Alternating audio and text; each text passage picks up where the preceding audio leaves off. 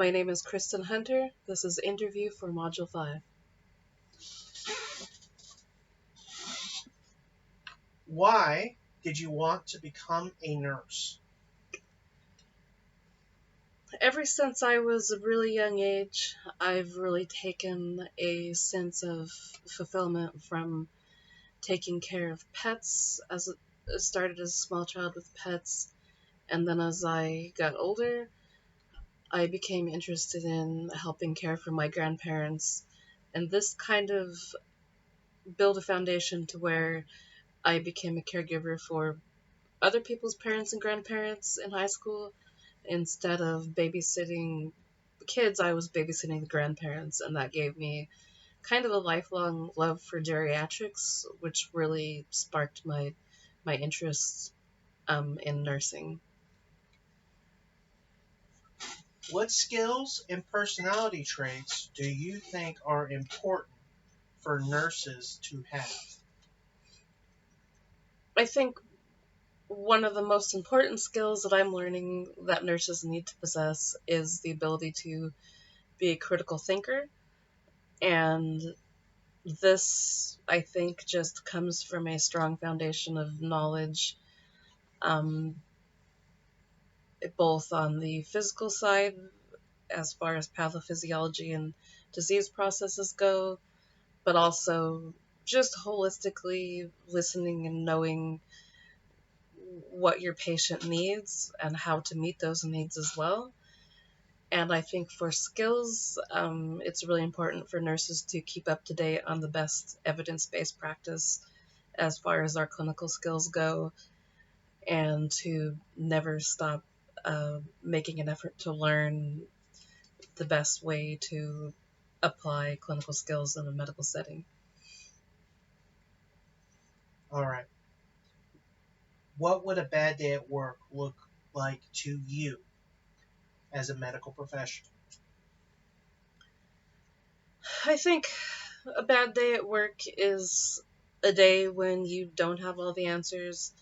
You can't automatically heal and fix the things. Worst case scenarios that we lose the patient or have to break the news to a patient that we've done all we can and there's um, not going to be remission or healing. That's a bad day for a nurse, and in general, just feeling like you're not making a difference in patient outcomes or patient satisfaction. I think that's both of those are would be rough situations for me.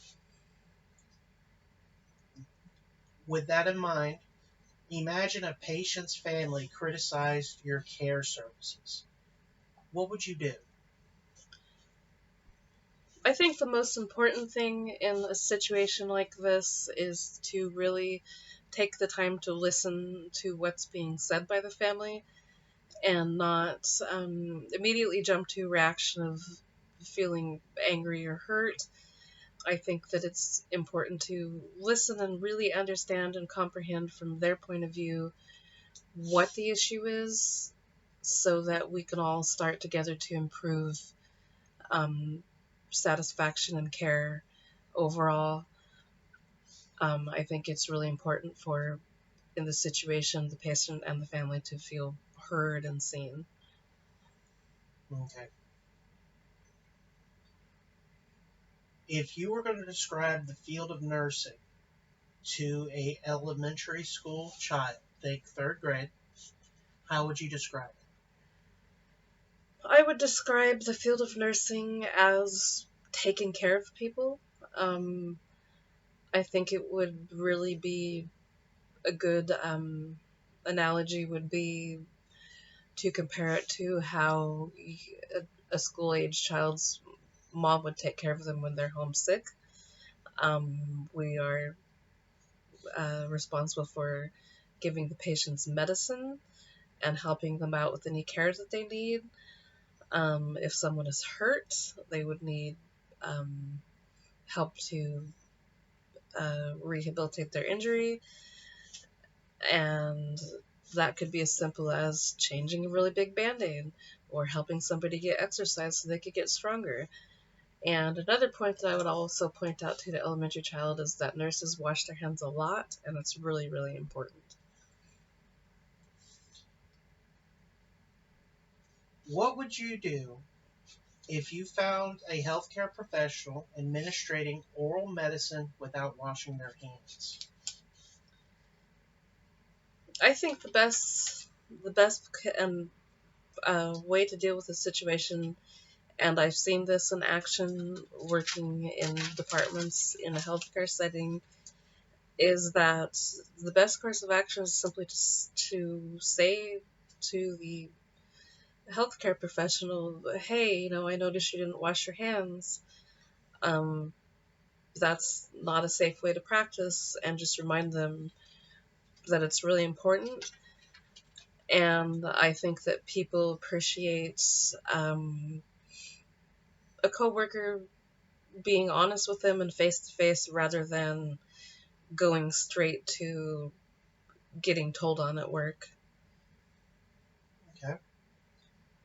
If you were asked to share your college experiences from the world of nursing with prospective college students, what would be your primary goal? What would be the one thing you'd make sure they know before they signed up for I actually have experienced this a couple of times in clinical with people who are considering or applying for the program, and I always just try to be really honest with them that it is a lot of work, but I also try to be encouraging that it's possible, and I honestly think that anybody who set their mind to it could become a nurse and could complete the coursework.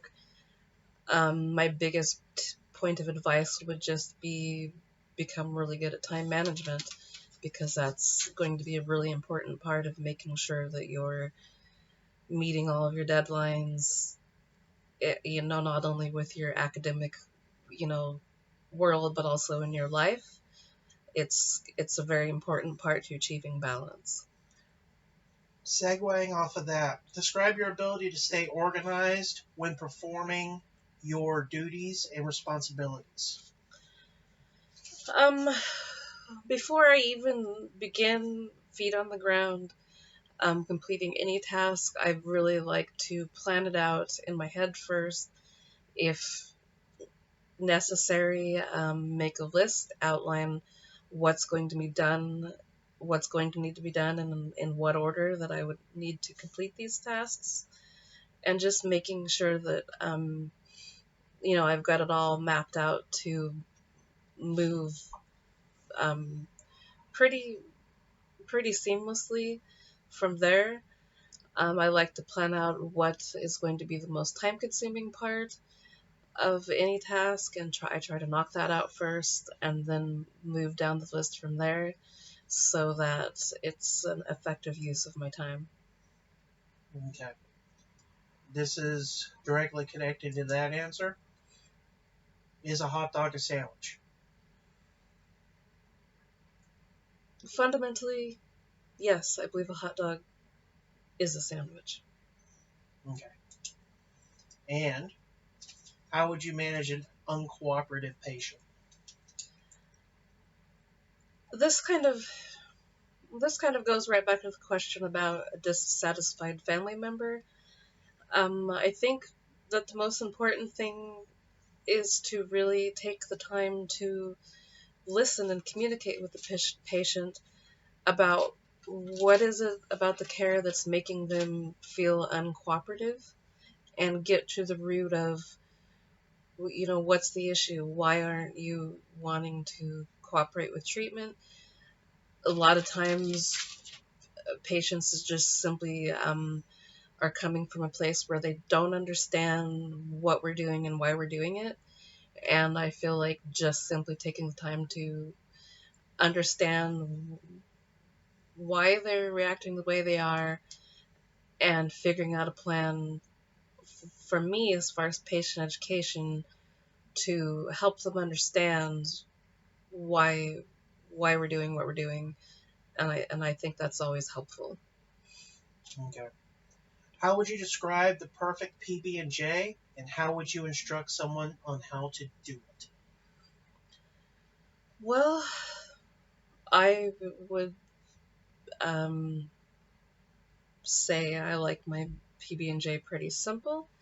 I would instruct the person to take 2 slices of bread, lay them flat on top of a paper towel or a plate. I would instruct them to put a moderate layer of peanut butter on either slice of bread.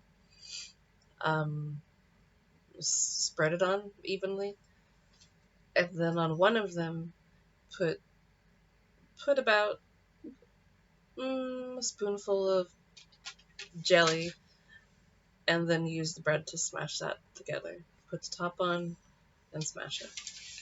What's the corniest joke you know?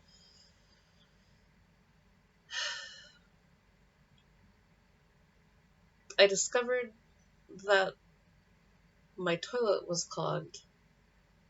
It was a wooden shoe.